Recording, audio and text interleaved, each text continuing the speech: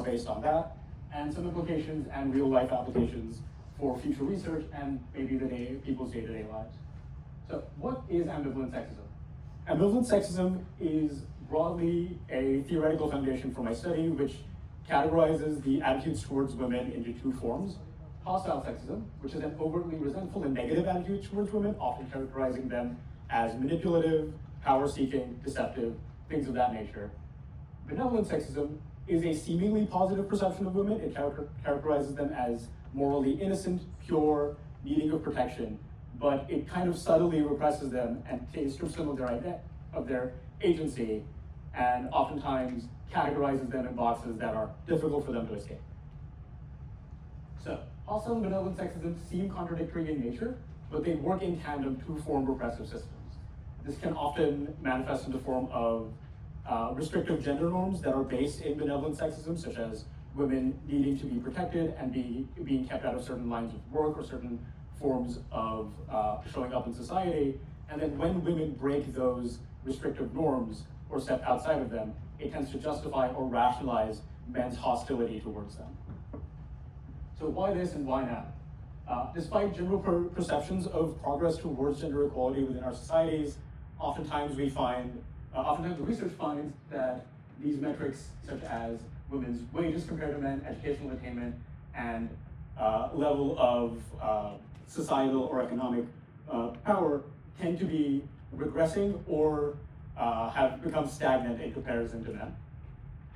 Regularly, women will face struggles with their day-to-day safety, both online and offline.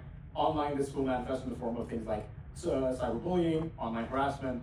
In real life, it gets even more problematic with things like physical or in-person harassment, sexual assault, and sometimes, in most extreme cases, high levels of sexism or misogyny can contribute to motivations to commit harm and murder, harm even as bad as murder. So, additionally, we exist in a digital era where social media plays a very important role in our day-to-day lives. And more problematically, for any of us who spend enough time on social media, we will find that all of the content that we consume, the stuff that goes the most viral, tends to be the most extreme, most violent, oftentimes most controversial. And a lot of the people that are spreading violent rhetoric, especially rhetoric that is overtly sexist, tend to specifically target boys and young men with particular vulnerabilities, anxieties, etc. And we'll get into those as those were the predictors for my study. So, much of the research into predictors of sexism within extremely radicalized online groups tend to categorize loneliness, high levels of loneliness, low self-esteem, and low life satisfaction as prominent contributors to people's sexist attitudes. And so I wanted to assess whether these three factors in a generalized population of men would be predictors of sexism. I was also looking at some moderating factors. Moderating factors are somewhat external to the predicting variables, but can affect the relationship that they have to the outcome variable, either enhancing or buffering the strength of the prediction. So in this case, I was looking at social media use. As I mentioned earlier, a lot of the vectors through which misogyny tends to spread online is through social media, be it Instagram, YouTube, Twitter, etc. I was also interested in how familial dynamics play out within the lives of boys and young men, and how specifically their relationship to their sisters, as they are one of the most relevant female role models or forms of connection in their lives, how that might affect the development or the lack thereof of sexist attitudes. So, this is my hypothesis. I essentially predicted that high loneliness, low self-esteem, and low life satisfaction will predict high hostile, benevolent, and ambivalent sexism. And these predictions will be moderated by social media use and sister relationship quality. Social media use was likely to strengthen the predictive strength of these factors, and so sister relationship quality was likely to weaken the strength of this prediction. So I studied mainly male college students recruited from Heriot Watt University and the surrounding universities. I collected 109 participants, roughly within the age of 18 to 26, with the average age being around 22 and a half. So data was collected in two forms. I conducted a series of surveys, which included the ambivalent sexism index, the Rosenberg self-esteem scale for self-esteem, the UCLA loneliness scale for loneliness, and the satisfaction with life scale for life satisfaction. Additionally, I asked participants to tell me how long they spent on particular social media websites or platforms, and gave them a sliding scale for each of their siblings, older, younger, etc., to have them rate the quality or how they perceive the quality of that relationship is. So, after conducting a regression analysis, we found that high levels of loneliness and high life satisfaction were only predictive of hostile and benevolent sexism in the presence of high social media use. With the absence of high social media use or in low or moderate social media use, neither of these predictive factors did have a strong effect on the outcome of sexism within the participants. With the participants without sisters, self-esteem independently, high levels of self-esteem were predictive of hostile sexism, and high levels of social media use were predictive of benevolent sexism. Some non-significant results.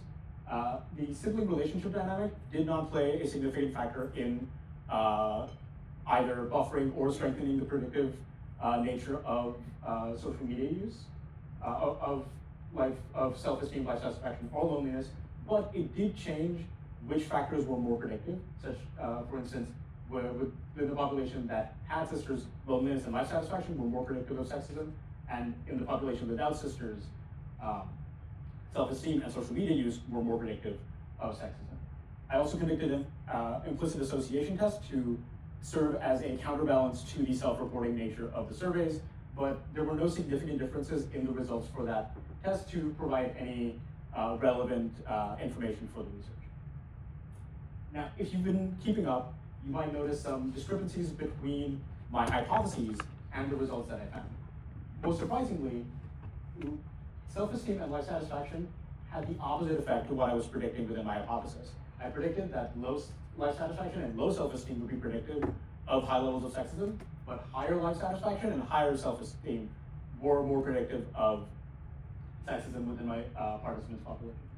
Loneliness and life satisfaction were only significant in the presence of high social media use. Since relationship dynamics do not necessarily impact the formation of sexist attitudes, but they did potentially impact what factors led up to the formation or presence of sexist attitudes.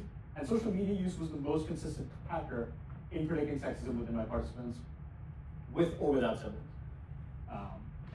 So let's try to square some of those discrepancies. Within the populations that were highly radicalized, lower self-esteem was linked to high sexism. But maybe in a general population, high self-esteem could be related to traits such as narcissism and entitlement. Entitlement is especially important as if they believe themselves entitled to women's attention or affection and are rejected in that sphere, they might develop more hostile attitudes towards them. For life satisfaction, I believe the relevant thing to look at is conformity to gender norms. In populations of males that conform highly to societal gender norms, they tend to report higher life satisfaction and higher levels of ambivalent sexism. And this is enhanced by social media use as they might consume more content that links them or aligns with their sense of conformity to societal expectations of gender. However, this may also inform their hostile sexist opinions, as when women step out of those gender norms, they might be more likely to rationalize that as a reason to develop hostile or negative opinions about women. Loneliness within males with sisters was a predictor of sexism, and this could be due to feelings of envy or sibling rivalry that boil over onto women at large. Oftentimes, if an individual perceives their sibling to be more socially connected, more socially successful, this might lead to them developing a feeling of resentment that then boils over to women in general, which is again further exacerbated by social media use, as social media use tends to highly predict things like social comparison, loneliness, and generally negative mental health outcomes. So, what can we do for future research? I think we examine sisters as one aspect of the family dynamic, where there are multiple different aspects within the family dynamic that could be explored, such as parental dynamics, things like birth order, or how an individual's relationship to their brothers might impact the formation or lack thereof of sexist ideals. Taking a more qualitative approach with things like structured interviews or group interviews could provide a better and deeper understanding, primarily of how males who have sexist attitudes square their relationship with their sisters or reconcile the difference between maybe a positive relationship to their sister and the continuous presence of their sexist attitudes. Qualitative research also into what kinds of content and figures boys and young men are following, viewing, and participating with online can enhance our understanding of where their ideas of sexism are coming from and what is contributing to them. Ultimately, I'd like to leave on the note that primarily social media has a huge impact on the way that we develop our philosophies, especially within young people. And so I believe it is important that we remain vigilant of what content we're consuming, what content our peers are consuming. I don't mean this as an endorsement of breaching somebody's privacy, but I do believe that this is a call for open conversation between you and your peers, you and your parents and their kids, of what content they're consuming and what implications that have.